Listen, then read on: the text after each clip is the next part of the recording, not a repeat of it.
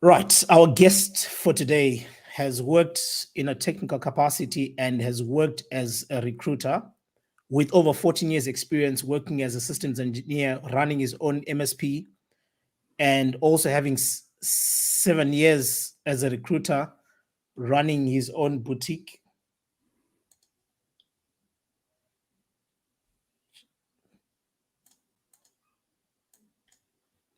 Right.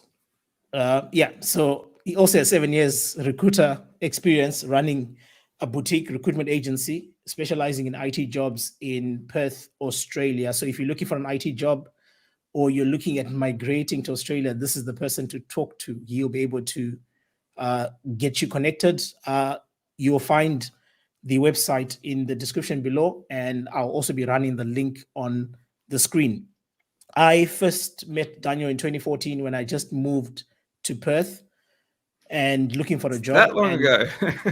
It's been that long. It's been that long. And I followed you on LinkedIn. But I think one of the most inspiring aspects is the desire to help or give graduates an opportunity to get into the job market, even though they don't have industry experience. And that's the reason why I reached out and have you as the first guest on our interview series, where we're going to be interviewing industry leaders to help gain insights on what you can do to help you along your IT journey. So without much further ado, I want to welcome Daniel to the channel, and thank you for taking your time out of your busy schedule to take this interview. So I'm just going to start by asking, who is Daniel? Just give us a rundown of who you are. Great question. That sounds like a question that I ask actually at my interviews. So great question. Who is Daniel? Oh, look, I'd say I'm someone that has a passion for finding out who people really are. That's what I really enjoy. So I suppose, if you were, I'm the sort of guy that's done a umpteen sort of personality tests and being in recruitment, that's kind of a part of the deal, right? But one thing I certainly like to understand when I'm interviewing candidates for roles is, who are they really? What drives them? So the fact that you're asking me this question is kind of ironic, right? But I love having coffees with people. I love chatting one-to-one. I'm much better chatting one-to-one than in a small group in a social setting, right? So I'm not your cocktail party guy. I'm not your, life of the party guy in that sense, but I love good one-on-one chats where you can, really get to the heart of who someone is, or, the heart of a problem, or whatever it is. So that's who I am in daily life. And so I suppose finding myself in recruitment now, and having started Transparency IT as a recruitment business, it's great because I get to, interview people every day and get to the bottom of who they really are. So who am I? Someone who likes to find out who you really are. That's good to know. So it looks like Transparency IT came after the systems engineering part.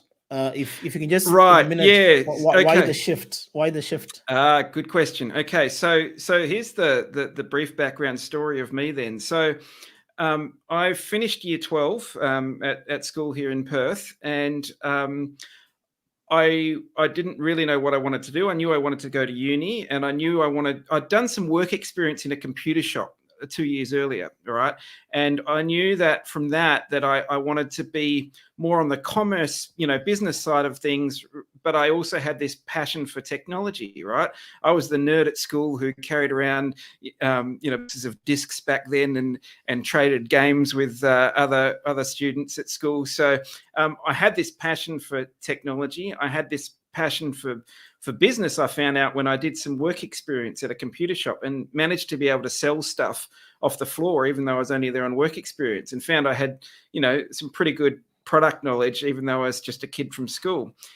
So that led me to doing a commerce degree at uni. And funny, I went back to that computer shop after I'd finished year 12, the big holidays were coming. I went back to that computer shop and I said, oh, look, can I have some holiday work? I want to work for you, during the holidays before my uni degree starts. And they said, yeah, no problem, come on board, you're a good work experience. So they gave me a job, selling computers, this is in the mid 90s, from the shop floor.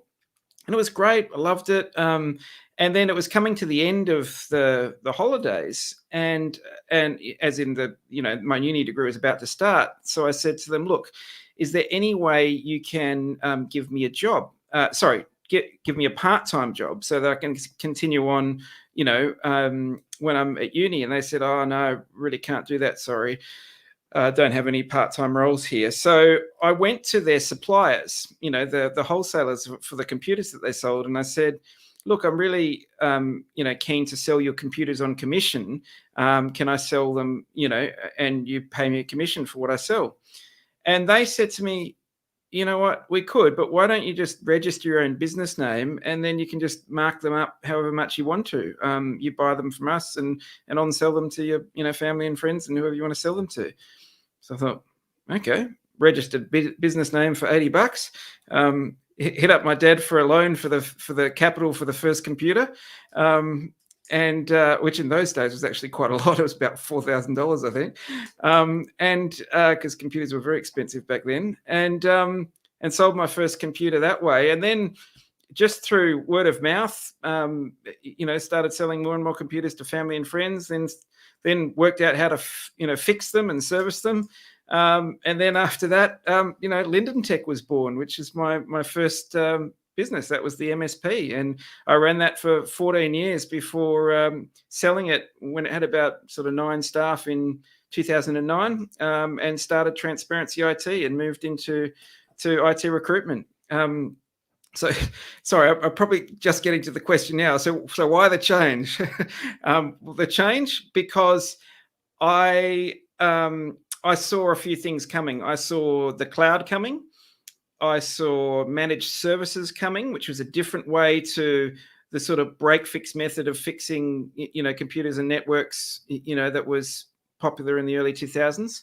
And that was going to take quite a bit of investment, and quite a change to the way we did business, which I wasn't afraid to do. But I thought, I also had twins on the way, right? So I had a 2-year-old daughter already, and I had twins on the way. And I thought, wow, if I could sell it now, it'd probably be a good time. Take some time off, bank the cash, and then look at what I do after that. And I had this idea that IT recruitment would be a good thing, mainly because through Linden Tech, we had already put some contractors out to other businesses through Linden Tech. And I thought it was quite a good model for a business model to place the people in other businesses. And so that sort of spawned Transparency IT with a business partner at the time. And and so I liked the simplicity of the business model of finding the right people to fill the roles. And so, went into it from there. Right. So let's take you back to Linden Tech. What was your criteria when you're selecting candidates? What was the key item that you're looking for? Okay, so give someone a chance. Yeah, so if I was to employ someone, what would I look for when I was at Linden Tech? Look, without doubt, the biggest thing I'd be looking for is someone who could have an interesting conversation. Okay, so someone that you could connect with at a personal level. And this is because when you work for an IT company, you are the face of the company to the client, right? And even though you have a passion for technology and you love talking tech with all your mates and back in the office and, and going really deep in the tech stuff, what the client is most interested in is knowing that you understand their problem, okay? And that you can fix their problem and that they are being heard and looked after. And that was the rarest skill. Okay, so the rarest skill was support engineers that really listened to the customer, made them feel heard, made them feel comfortable that they really understood the problem and could solve it, and would have a high degree of communication during the resolution of that problem. Okay, so really owning the problem from start to finish, not just believing that, not just, I suppose, saying to the client, oh, yeah, we can fix your problem. We'll let you know when it's done. And because it gets hard and then it doesn't get done for 3 days, the client doesn't get any update at all during that time, right? Because the problem's not solved. No, being able to call the client back in a couple of hours and saying, oh, look, this is taking longer than we thought. We're really sorry about this. It's going to take longer again. We're not sure how long it's going to take yet, but we'll keep you updated every 2 hours, or, whatever it is. We'll give you a call back at this time and then call them back at that time. Critical skill set, that one right there, that level of communication, that level of connection with the customer. So yeah, the ability to converse well, to communicate well, and to stick to your word when you say you're going to follow up. Sure. So what I'm getting from you is that communication skills are very important if you're going to start your journey in the IT industry. Is that a fair assumption? Absolutely critical. Yep. Absolutely critical. Yeah. No, that's good to hear. Anyone can be taught technical skills, particularly if they've got a desire to learn them. It's much harder to teach communication skills. That's a life skill that is something that takes time and usually experience, trials to understand, how to communicate properly. Oh, that's good. So I'm just going to take you to the number one question that we get on this channel. How do I land my first IT job? I don't know how many times I've received emails and messages, and everyone wants to know, how can they land their first IT job? No, good question. And look, I get it a lot as well. So the thing I say about this sort of question is understand yourself that recruitment is a process. Okay, so and it starts with, in Australia anyway, for most jobs these days, it starts with a CV. Okay, so sending your CV for a particular job that is open. Then it goes to an interview stage. If they like your CV, they would then interview you, set up an interview, right? And to set up that interview, usually they're going to call you on the phone, right? So there's usually a CV, phone call, interview, at least one interview, maybe more. And then after that, some reference checks are usually done. Okay, then an offer is given and it's accepted, and then you start, right? So that's the process. And the way you have to think about it from a job seeker point of view is, what is the actual problem here? Where am I getting stuck in the process? Okay, because the answer how you land your first job is different depending on whether you're stuck after the interview, you're getting enough interviews, but you're not getting offers, or the answer to that question is different to if you're sending your CV lots of places, but you're not getting phone calls back after you've sent your CV, right? So knowing the first thing to work out is, where am I getting stuck in this process? Okay, am I applying to the right jobs? That's the first thing, right? And if you're applying to the right jobs, and you're not getting calls back, when they see your CV, why not? Well, the place to start is look at your CV. Okay, why am I not getting calls back from my CV? And the answer to that could be so many things. Even, I have to say, that your phone number is wrong on your CV, and I've had that several times as well, right? So no one's going to give you a call if they call the phone number on your CV and it's not right. It doesn't go anywhere. But yeah, so in short, that's the first thing. Work out where the bottleneck is occurring, and then you can start to examine, okay, so what is it about, if it's the CV, what is it about the CV that means I'm not getting these phone calls? Okay, so we're going to take this in stages, because this is the critical part that we need to break down, right? So I think most of the people in our demographic, they're applying, but they're not getting a response. And most of the times when I review the CV, I tend to identify it being the problem. Yeah. Just in my own layman's terms, in the fact that most people don't put enough information that speaks about who they are and what they're capable of. Yes. So let's walk through a scenario, right? You advertise a job, 100 people apply. How do you sift from 100 to 10? Because I think that process will allow people to kind of get a picture of, are keywords important? where you place your certification or your qualifications, the structure of the CV. Yeah. So I'll leave it to you to just break it down. Yeah. Yep, no problem. Okay, no, good question. So look, if let's say it's an entry level role, maybe maybe the job ad is asking for 1 or 2 years experience. Maybe they'll take grads, right? Regardless, I would apply for the role. If you're a grad with no experience or even up to 1 or 2 years experience and you want to apply for that role, then absolutely apply for that role. Now, there are a few critical things. Firstly, one is obviously make sure all the key details on your CV are correct, your contact details, etc. Right. Secondly, you need, if you're applying for a role, you need to make it clear that you have the rights to work in Australia in that role. Okay, so make that clear on your CV as well. Don't let someone assume that he doesn't have the right visa, or he or she is not a citizen, or something like that. All right. Don't allow the employer to make those assumptions. Tell them plainly, full working rights in Australia, if that's relevant. Then I was going to hold you on that point. Yep. Just something that's very important. And I think this is the dilemma that migrants find themselves in, right? Because people feel like, if they disclose at the very onset, it's kind of going to take them out of the running for the job.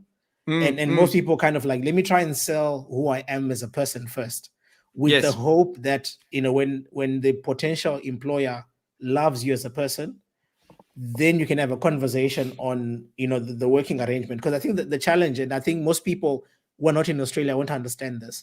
It's like when you have any other visa other than permanent residency, it kind of bumps you down, on the scale. But I just want to just bring that up. You can continue. Totally. Yeah, no, you're absolutely right. It really does bump you down on the scale. But at the same time, if it's a requirement, it's a requirement.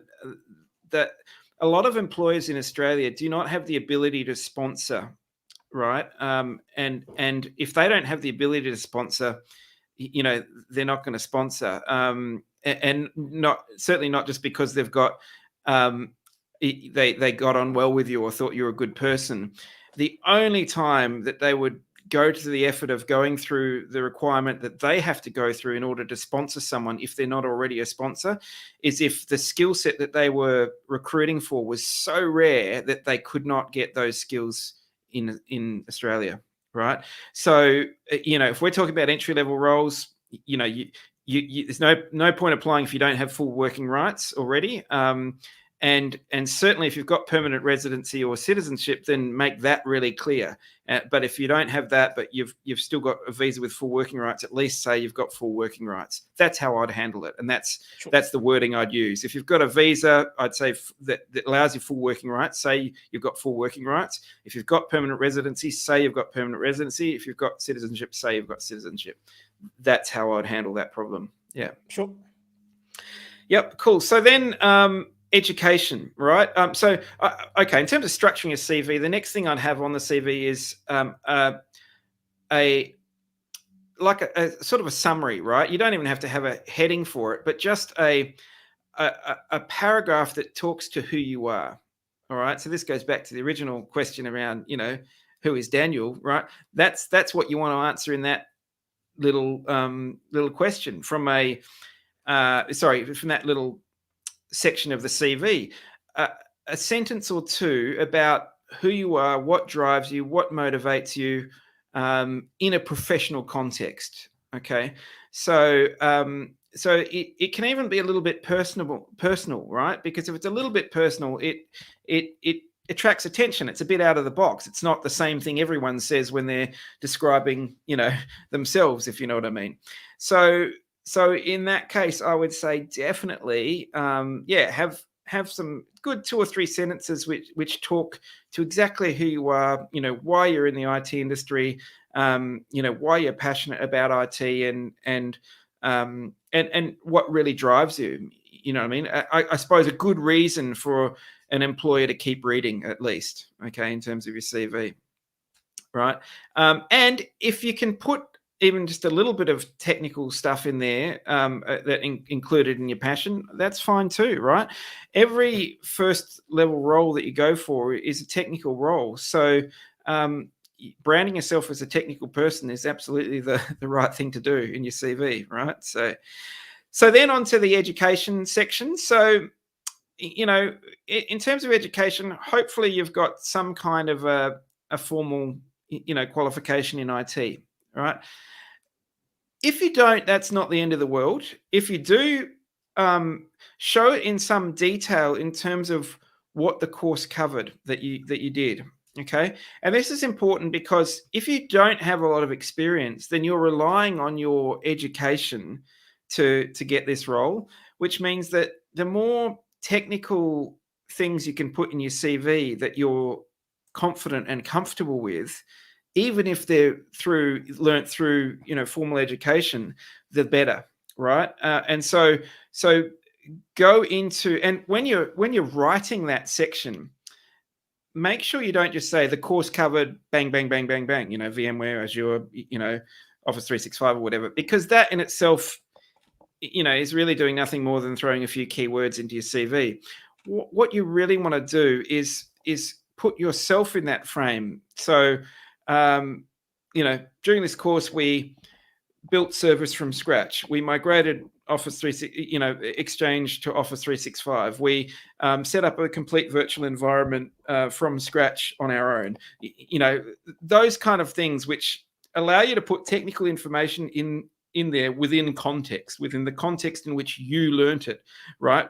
Because putting that kind of stuff in the education section is very different to saying, oh, I passed a test on, you know, TCP/IP or whatever. Do you know what I mean? Like there's a lot different to book learning, I suppose, as opposed to learning where you've actually done it. And if you've actually done it, then you can write that you've actually done it, and that then starts to count for experience, which is what you're lacking, right? Because you're a grad and you don't have commercial experience. So that's why I'm saying anytime you can put in your CV technical things which show you've got the skills, even though you don't have the commercial experience, that's what you're trying to achieve from your CV. Okay. And that goes for whether it's a uni degree or a you know, what we call TAFE over here, a TAFE degree, a technical college type degree, or even courses online that you've done. Okay. Because what will start to become clear is that the more technical things that you can put in your CV and frame in such a way that you were doing them and you were learning them, you know, on your own, and you worked through all the problems and came up with solutions, etc. The more that those technical skills will be taken as skills that you have rather than skills that you read. Do you know? If you see the difference, yeah. Right? And this probably goes on to the next section of the CV, which I personally think is my favorite, and not enough people understand this point. And that is, whether you have education or not in IT, you should always have self-education, right? And I thoroughly recommend a heading in your CV called self-education. And self-education is all the work that you put in your home, in your own time, usually at home, hopefully with a good home virtual lab setup where you learn stuff, right? And when you put your skills into practice of the things that you learn. So, you know, a really good example would be someone who has, you know, a virtual host at home that's running 2 or 3 different versions of Windows Server, for example. Maybe you've set up an Exchange server as well, all with free evaluation copies from Microsoft. You know, maybe you set it up to be able to accept and receive email through, you know, a domain that you create for $8 or whatever. You know, these things aren't necessarily expensive to do. You can use secondhand hardware, you know, it doesn't matter. But the skills you can gain by doing projects like that in your own home environment, and then, and this is the critical factor, detailing them with a lot of specificity in your CV under a section called self-education, that is absolutely critical. And can I tell you a story about that? Sure, go ahead. Yeah. So I reckon I was probably about 6 or 7 years ago now. I met a guy. I saw a CV of this guy come through, and the only commercial experience he had on his CV was that he was a crew trainer at McDonald's. Okay, so worked at a McDonald's, and it worked up to his way up to be a crew trainer. No other IT experience at all. He had just completed, or was just completing, I think it was a diploma in IT at TAFE, right, which is quite a good little course that TAFE runs. It's about a 12-month course, and if he had just done that if he just had on his CV that TAFE course that he'd done, and then he was a crew trainer at McDonald's, I doubt I would have even picked up the phone to call him at all. Okay, but his CV was actually about 4 pages long, and it included a complete network map of the 15 servers he had at his home doing different things at his home, right? It included the full network map, all the IP addresses, and a detailed self-education section about, what he had set up at home and what these servers actually did. And I thought, how on earth did he get the knowledge to be able to do that? So I called him up and I said, look, you don't have the experience for the role, but I'm happy for you to come in and have a chat. Your CV is kind of interesting to me. So he came in and we had a great chat. And when he came in, he showed me photos on his phone of his rack. He's got a full rack at home with all these servers, and then he showed me the documentation that he used to build these servers. And I thought, my goodness, this guy is so passionate about what he does, and clearly has a whole heap of knowledge, but he's never worked in IT at all, right? And I was able to place him immediately. I sent him through to a client of mine. I said, look, I know he doesn't have the experience, but take a look at this guy's, home lab environment. Look at the stuff that he's learned on his own. And they said, yep, get him in for an interview, got him in, he aced the interview, and got the role. And I've since placed him a couple of times since then in other IT companies who also have been very impressed with his knowledge and growth over time. And now he's in an IT company doing very well, and is just shooting the lights out. And it all started because he had the fortitude to put in his CV, this is what I've learned, this is what I know, based on my own projects that I've done at home. That was the critical factor. So I can't emphasize enough how important a self-education section on your CV is, and spending the time doing not just courses, but projects that at home that you want to do in order to learn this stuff. No, that's fantastic to hear. I didn't know much about the self-education part on the CV, but I've always encouraged people, to try and put as much information of what they have done at home, especially for guys who don't have experience. What have you done at home? What have you done with Packet Tracer? Do you know what Packet Tracer is? Totally. Have you configured VLANs in Packet Tracer? Have you used GNS3? What are the frustrations that you had with GNS3? And because these things kind of start a conversation, which then help people kind of see the determination that you have within you. But I'm just going to summarize, the key important parts. So summary is very important, and just try and give information about yourself. Try and include some technical information. Make sure the contact details are correct. That's a given. Course content. Don't just cover the course content that you went through during your education, but contextualize it as to how you were involved in implementing those technologies. So if it's wireless access points, how many of you, configured to join your wireless LAN controller, and have a self-education section which kind of details the things that you're doing and learning from home to be able to then help you. Now, the next one is application tracking systems.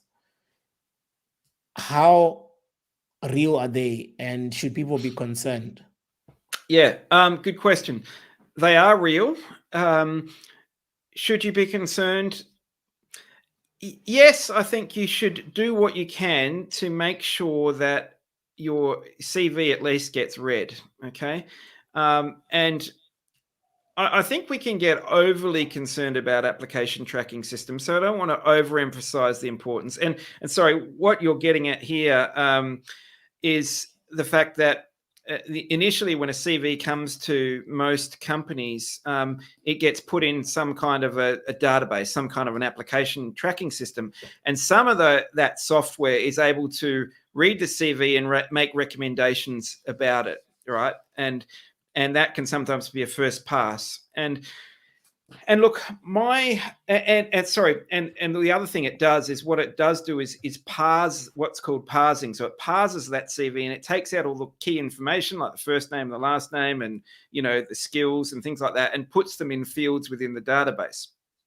Now, unfortunately, bad recruiters will rely on that, and if it doesn't parse the right skills and keywords, then you could be ignored for roles that you might be applicable for. So the first thing I would say is I would usually advise against highly graphical CVs, okay, because CVs with a lot of graphics in them and with a lot of fancy fonts and different things can be read wrongly by a parsing application, and therefore cause you to not have your details correctly entered into the applicant tracking system. Again, there should be checks and balances to avoid that on the employer's end, but you don't want to rely on that. So I recommend a very basic, well-formatted, but text-based CV, okay? So it can be a Word document or a PDF. It doesn't really matter too much. But so long as it was created with, fairly plain text. I mean, you can use, fonts, but text-based fonts, not, graphical fonts, or not, graphics per se. And that way you at least know, look, it's going to be read by ATSs properly and the right things will go in the right fields, right? That's about as much as I would worry about ATSs. What you've got to assume is that it will be read by a human, and therefore you want to make it interesting for a human to read, right? And that means, going back to all the stuff we said before, a good summary, good self-education section. And I loved your word, contextualize, contextualize that education, contextualize that experience. So someone can read your CV and understand that what you're talking about when you talk about these technical concepts. They're not just a keyword cloud, right? They're actually concepts that you understand. And that's what your CV has to portray. The fact that even though you haven't had commercial experience or not much commercial experience, the way you're expressing yourself in the CV proves that you know what a VPN is, what a VLAN is, what an email server does or whatever, because you've set one up and you've had to overcome these problems when you did, and that's all documented in your self-education section, right?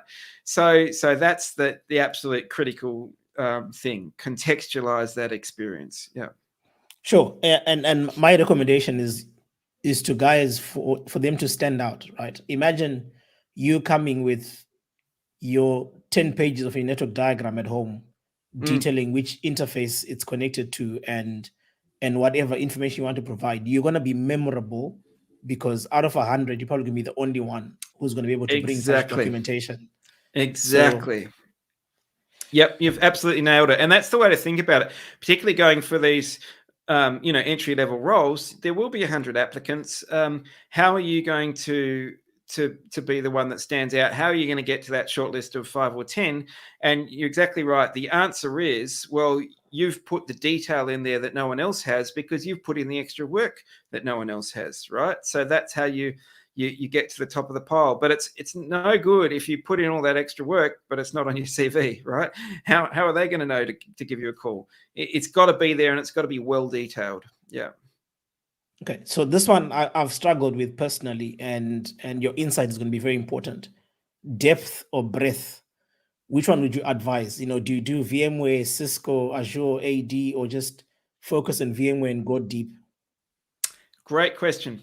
So, and I'm going to give you a sit on the fence answer. No, not really, but you'll see what I mean. I'm going to say both. And here's where I say both. I would say start with breadth, right? And then later on in your career, you'll have the luxury to be able to go for depth. Okay. So, I mean, always go as deep as you can, right? But there's no point, there's very little, you severely limit your employment options when you're just starting out if you go for depth, okay? Because there's not too many, in Perth particularly, there's not too many cybersecurity roles for a graduate, right? There's not too many network engineering roles for a graduate who's just come out of TAFE or uni, because the need for network engineers in Perth and the need for cybersecurity people in Perth is at the top end. It's for people that are designing security systems, or cybersecurity systems, or the people that are designing and implementing large scale Cisco networks. That's where the demand is for depth. It's not.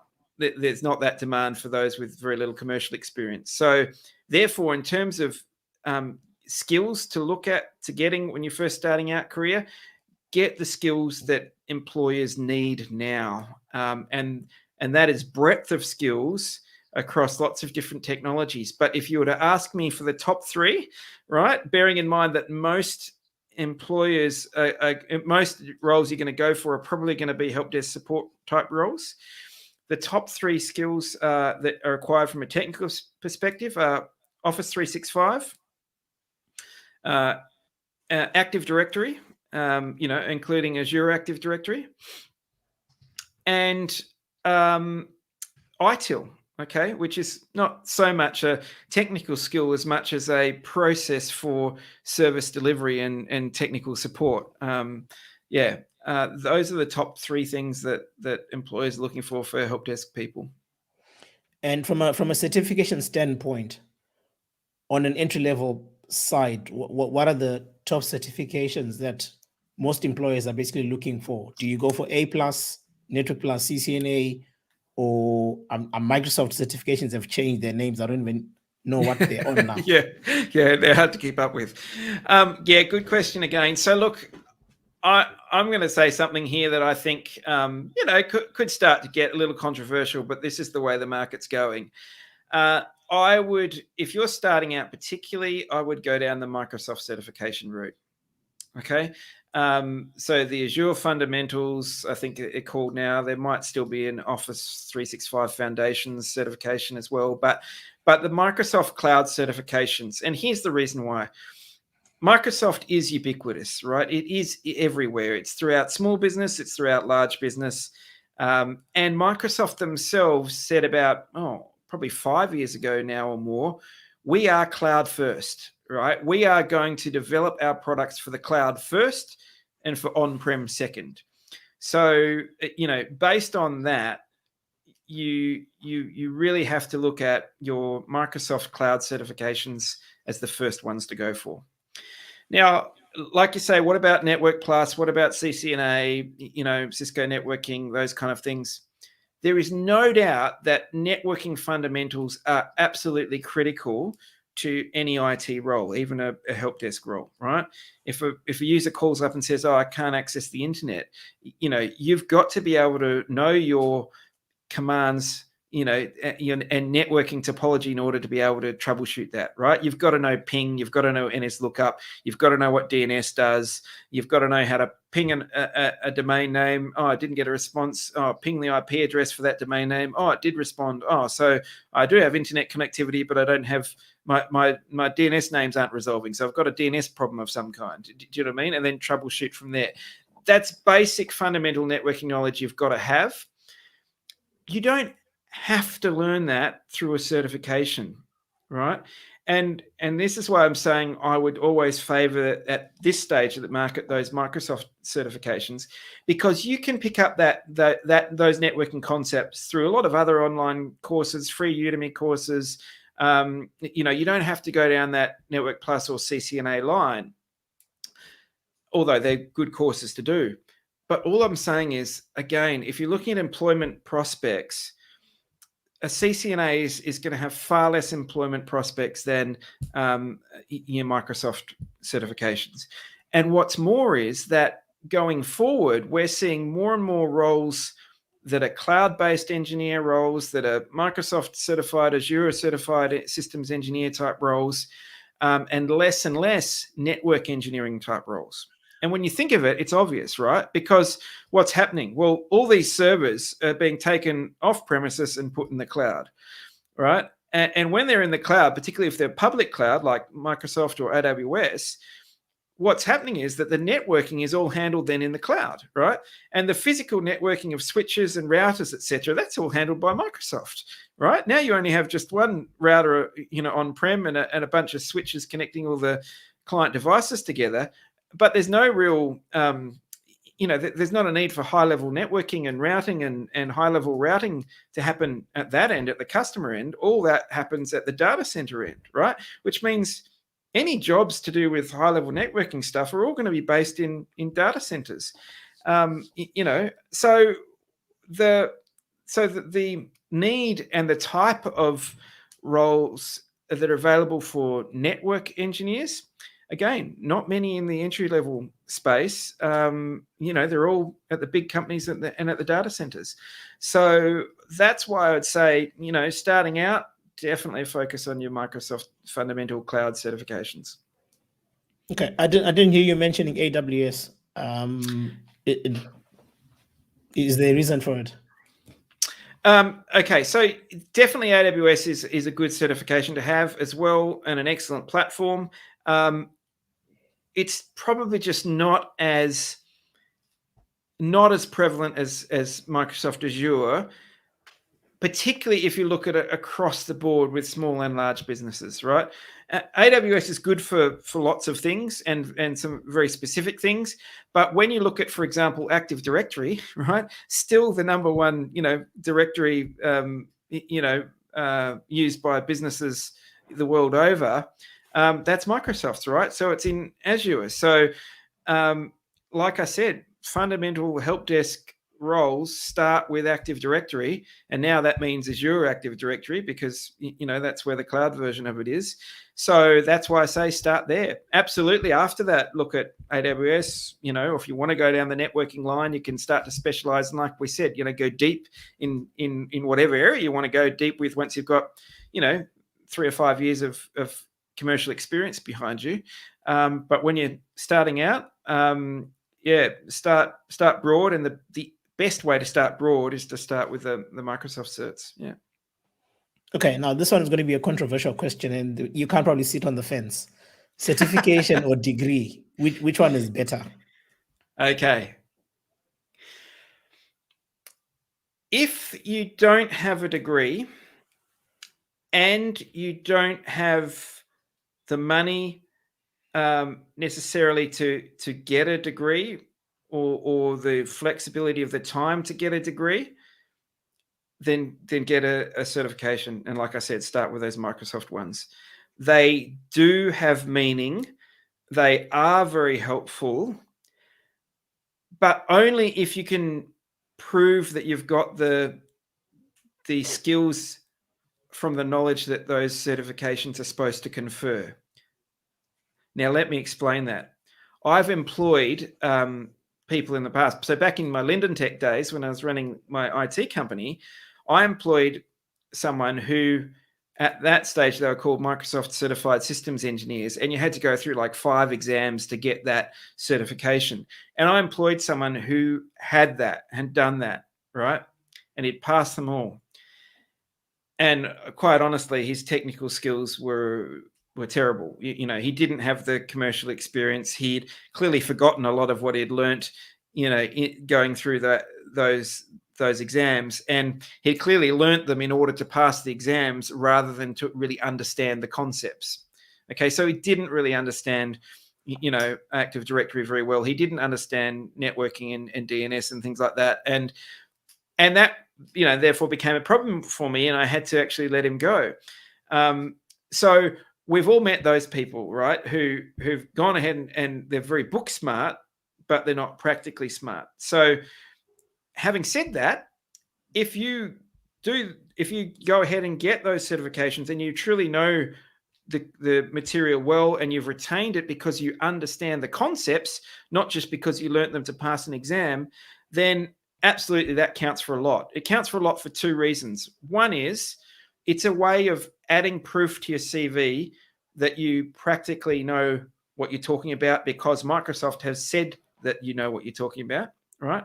But secondarily, it helps an IT company if you get employed by an IT company, because their relationship to the vendor, be that Microsoft, AWS, or whoever else you've got your cert with, actually is better the more certified people that they have on their staff. Okay, so to get a Microsoft Gold certification, for example, you probably have to have 5 or more IT staff with Microsoft certifications.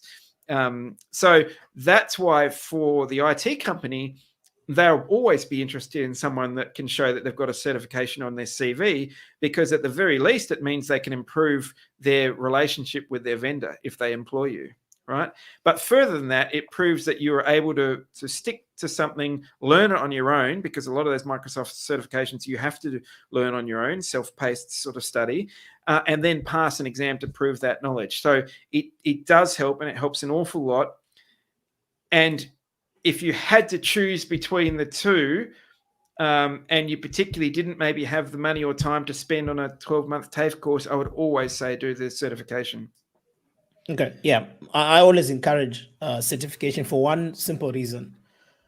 There's a consensus amongst companies on what a graduate of a certification is capable of. So if someone comes to me and say they did Network Plus, I expect them to know an IP address. I expect them to know how to subnet. I expect them to understand how TCP/IP works, what is DNS, DHCP. The challenge with degrees is that the curricula is not consistent, right? So if I do my degree in my home country and I move to Australia, the content that might be covered in that degree might be 5-6 years behind. And when you start getting into cloud environments, it means that you do not even consider what cloud environment is. So when you come in with a degree, I still have to kind of bring you up to speed as to what is cloud, what is Azure, what is Active Directory, what is a domain, and all other elements. But when you do a certification, these vendors make sure that at least you are current, or they give you current knowledge as the trends are basically going through. So that's where I always kind of like, if you can do a certification, it just helps you get an edge, because I know I have a starting point, right? I can start saying, okay, so tell me what you know about IP addressing, and from there I can start gauging your knowledge on IP addressing compared to a degree, which becomes a bit difficult to kind of explain. But I guess the underlying factors, whichever of the two courses that you pursue, don't learn to pass the exam, understand the concept, so that you're able to then articulate it when you are in front of a potential employer who's looking to employ you. Yep, absolutely agreed. And look, I think you've nailed it there. I think when it comes to either or, it can be sometimes easier to given your own sort of environment at the time, because it's self-paced, to be able to do the certification. And the difference between having a certification on your CV versus not, whether you have a degree or not outside of that certification, is huge, right? It is huge. And for all those reasons you mentioned, it's a guarantee that at least that coursework has been understood at the point of the exam, at least, and is current and is up to date. And it's also actually a reason why, going back to what we said about education and contextualizing that education, is why contextualizing the education is so important. Because if I'm reading a CV and I don't know the course that is on there, and let's face it, around the world there's thousands and thousands of courses that you could do in IT, unless you tell me in a contextualized way, what you learned in that course, then I can just assume, well, it's not relevant because it's not one of the courses I know here in Australia, so it can't be that relevant, right? Prove to me it's relevant by contextualizing it in the CV. Right. Let's talk about money. And I think most people will probably be, looking forward. I didn't think you were paying me for this. Well, that's not the money I was referring to, but anyway. So what's the earning potential for entry-level positions, and what makes you earn more, right? Because obviously there's a bracket from like 50 to like 70,000. What gets you to the 70,000 price point versus the 50,000? Great question. Okay, so let me give you right now the breakdowns for what I call sort of level 1, level 2, and level 3 positions at IT companies, particularly in Perth at the moment. Okay, so well, let's start with grads, right? A real grad, no experience, straight out of a TAFE course, 40,000 to 50,000 is plus super is the range for Perth, right? Most of them would average around about 45,000. Okay, but the good thing is, if you do well in your first year, that really should go up to 50, 55,000 very quickly, right? Because someone with 1 year's experience that's got good knowledge, particularly if that experience is at an IT company or MSP, is easily worth 55, moving up to 60,000, once they've got 12 months experience behind them, right? So the jump is very quick percentage wise, for a grad once they land that first job at a good MSP. So that's where it starts. So level 1 really, level 0 and level 1, if you like, grad and level 1 would go from 40 to, sort of 55, maybe 60. Level 2, 65 to 85. Okay. And level 3, 85 and above, really up to about, and an MSP that looks after small and medium-sized businesses, up to about 110. Okay. When you get into enterprise, that can go up, to 120, 130 for a senior systems engineer, 150, 160, 200 grand or more for an architect. Okay. So what's the difference? Okay. The difference, when we look at let's look at the difference within the levels for a start. So level 2, for example, 65 to 85, that's a large range, right? The difference is skills and experience. And again, it's all about how you prove that, right?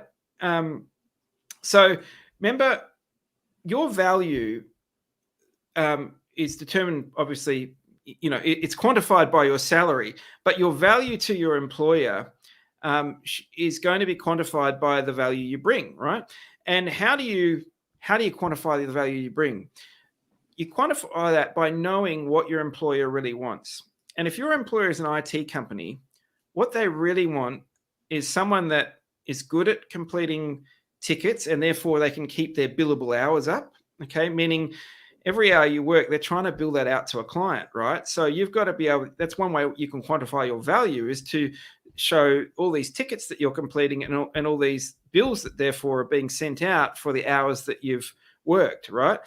But if there's a lot of stuff that you're not able to do, that you have to escalate to other people, or that is coming back because it wasn't fixed properly the first time or whatever, well, that's reducing your billable hours and causing a problem for your employer. So your ability to fix the problems, to learn what you need to so you can fix them first time, and to be able to go from one ticket to another and solve these problems, is showing value to your employer. Also, the satisfaction of the users that you're talking to, right? How much they enjoy speaking to you, and your ability to converse with them. Going back to what I said before about what I look for employer, I look for communication skills, people that own the tickets, people that get back to those users with the resolution, or the fact that it's going to take longer and this is why, etc. All of that is critical and adds value, and therefore, if you can prove that, you can get higher salaries, right? So a level, level 1, if you're a grad and you're starting out at 45K, right? after 6 months, you could be at 50K just by, showing that value to your employer. The stuff that you've learned means that you're more valuable because you're billing more, right? And if you're billing more, you're making the company more. They should be able to therefore show that in a higher salary to you. In terms of if you want to get nitty gritty in terms of the actual skills that I'd look for at each level, at level 1, I'm looking for very basic TCP/IP skills, okay, and at least an understanding of what DNS is, what DHCP is, those very basic things that you mentioned as well. Good user management skills, good understanding of groups, security groups, those Active Directory type skills, good understanding in this environment of the Office 365 console, being able to, work your way through the console with permissions and calendar permissions and mailbox permissions, all that kind of stuff. And even some good understanding, perhaps even of logs and reading through logs on a server and reading through logs on a desktop and troubleshooting desktop problems. So, that's what I'm looking for at level 1. At level 2, and an IT company particularly, I'm looking for that next level up. Can solve some of those harder problems that the level 1s can't solve. So better understanding of troubleshooting, better understanding of the OSI layer for troubleshooting problems. And some basic projects, right? So maybe being involved in some Office 365 migrations, maybe being involved in setting up a small Active Directory server or read-only directory controller, those kind of concepts. And when you're at the higher end of the level 2, doing a lot of those projects regularly yourself. So a 20-user office, going through and doing a complete refresh, new PCs, new servers, the Exchange to Office 365 migration, and doing that whole project on your own. And that's what level 2s are doing in MSPs in Perth at the moment on their own for, like I say, 75, 80 grand. They're doing, one of them a month often. So that's where, you get paid a bit more. And obviously after that, it's level 3, usually goes with better networking knowledge, better understanding of firewalls, being able to configure them from scratch, Wi-Fi networking as well, and more depth in terms of probably larger environments, multi-domain controller environments, multi-domain environments perhaps, and hopefully a good understanding of PowerShell and scripting and automation, because that is critical. Man, I'm not a great fan of automation. When you're coming from the traditional networking command line, and then now you kind of go automation, software defined. It's kind of like a big jump, and it's a bit of a challenge to be able to get into that. And I guess that probably winds us down to the last few questions. What's the future of IT jobs, going forward? The cloud has come, software development and software-defined networks and all the other things are coming through. What should one learn? Should we all go and learn Python? Because kind of that's what we're being sold. If you haven't learned Python, then you haven't started preparing yourself. Look, I mean, we've talked a lot about, system engineering roles and support roles. And that, and that is good, but it's true that those roles, in terms of the skills, haven't changed an awful lot until quite recently. So like you mentioned, with the advent of cloud, what we're now seeing is, DevOps, right? The ability to infrastructure as a code, the ability to build a server just by using code, and then be able to replicate that and automate that, etc. And like you said, software-defined networks, that software development has found its way into networking. Who'd have thought that 10 years ago, right? And scripting is even a bigger thing for a systems engineer now than it ever was in the past. I mean, it's always been around with sort of PowerShell or even batch scripting before then. I remember, back in the DOS days, I was, batch scripting. We've all done login scripts, on Windows servers for, through batch files and things. But it's gone to a whole new level now with what is being able to be accomplished through, PowerShell in a Microsoft environment or Python in other environments. So in terms of the future, I think it would be remiss of me not to say that some understanding of coding is critical. All right, you going forward, if you really want to be future-proofing yourself, then yes, unfortunately, I have to say that an understanding of coding, is important if you want to future-proof yourself. Of course, other ways to future-proof yourself is to head down a management line, or or go very deep in a particular area. But like you've just said, and it's kind of proving to be the case, that it doesn't matter whether you're touching networking or systems now. Software development has found its way into both areas through DevOps, the whole DevOps movement. So it'd be remiss of me not to put it right out there and to say that that's a really important skill of the future. Yeah. Right. So I've got a question from the comment section, and someone is saying, I am worried about my soft skills because I'm not able to express myself clearly in English. And I guess the question to you is, how do you as a recruiter see beyond the language barrier and be able to see the capability of the person sitting on that side of the table? Yeah, it's a good question.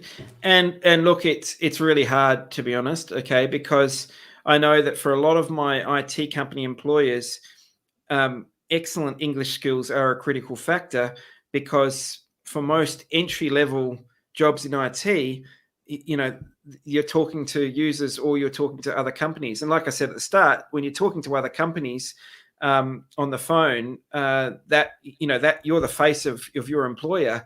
So they need to be able to understand you really clearly.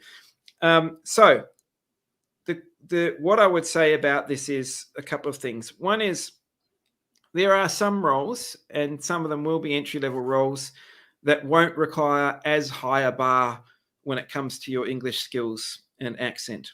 Okay.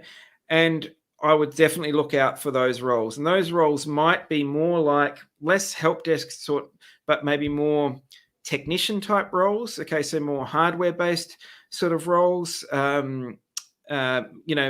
end support roles where there might be a workbench where you do some of that work. There may even be, if you do go a bit deeper with some of, like we said, scripting skills, or sort of batch process type skills where there's a whole lot of accounts that need to be changed or whatever. Again, there might be roles where you can be doing that rather than always being on the phone to the customers, or a lot of email support type stuff. I suppose my point is that it's unavoidable that for a lot of roles over here that involve phone support, that your English is going to have to be pretty spot on, pretty fluent, right? So my advice would be, firstly, keep working on the English, right? That's the absolute thing, because that's always going to hold you back in your career if you're looking for a role in Perth or Australia. But there's resources that can help with that, including accent remediation and things like that, right? It's not about how you sound, it's about being able to be understood, right? And you being able to understand what other people are talking to you. And like I say, unfortunately, there's a really high bar around that for employers in Perth. And so that's the first thing. Do whatever you can, work on that as the first thing to work on. Secondly, look for roles where it looks like that's going to be less important. So that's typically larger organizations with more roles, even if they're support roles, because some of them will be more back-end support sort of roles. Maybe project support roles, where again, they might be more in the back end, doing a lot of the grunt work for a particularly large project.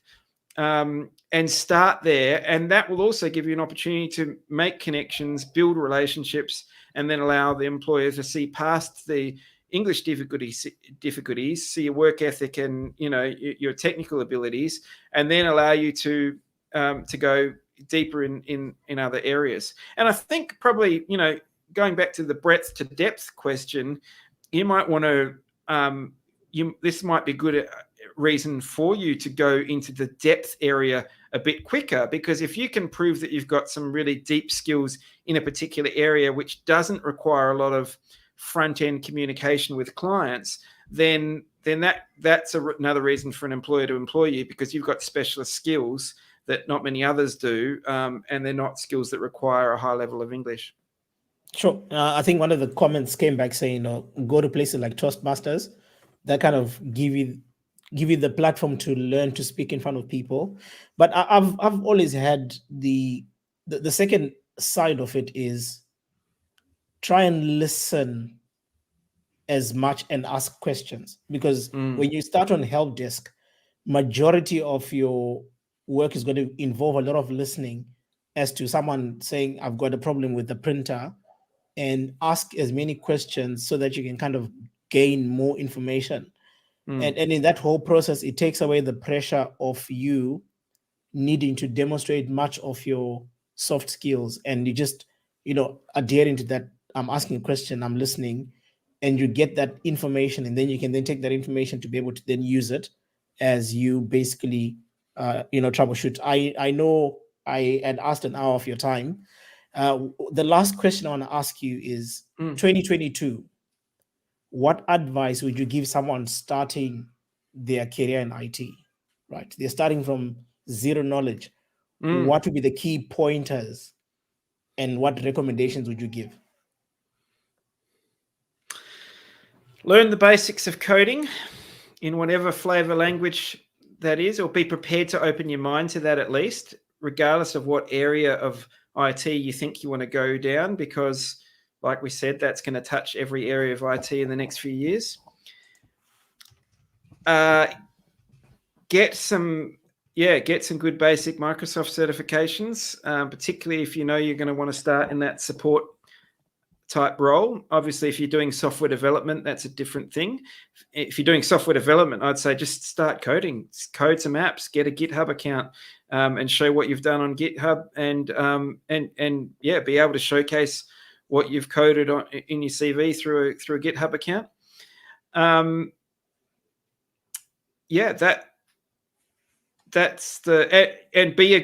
Be a good communicator, and work on your communication skills. And like you say, listening is incredibly important. When I'm actually talking to candidates, I'm trying to gauge their ability to listen and comprehend, not just what they say, because it's about being able to make a connection with people, through your communication skills, not just to be able to be a good talker, if you know what I mean. So those would be the key things. Sure. At least you didn't mention Python, so that's a bit of hope. Oh man, I need to get my way through Python, and it's not the easiest, but we'll definitely get there. Daniel, cool. Yep. Thank you very much for taking your time and being able to share insights, with our viewers on starting that career, and answering questions that most people have been wanting to know on what is it that recruiters are looking for, and going forward, where should they improve in order for them to be able to get a job. And I have no doubt that this session has been valuable, and I don't think this will probably be the last one. I'm sure in future we'll probably kind of go more into detail in a narrowed perspective, to cover some of these things, because these are the questions, these are the struggles that people go through, across the world as they're trying to get into the market. But thank you very much once again for taking much of your time and sharing tips and guides. I've had heaps of fun. Thanks very much. Appreciate it. It's a pleasure. I will keep in touch and we'll take it from there. Sounds great. Beautiful. Thanks very much. Bye. See ya.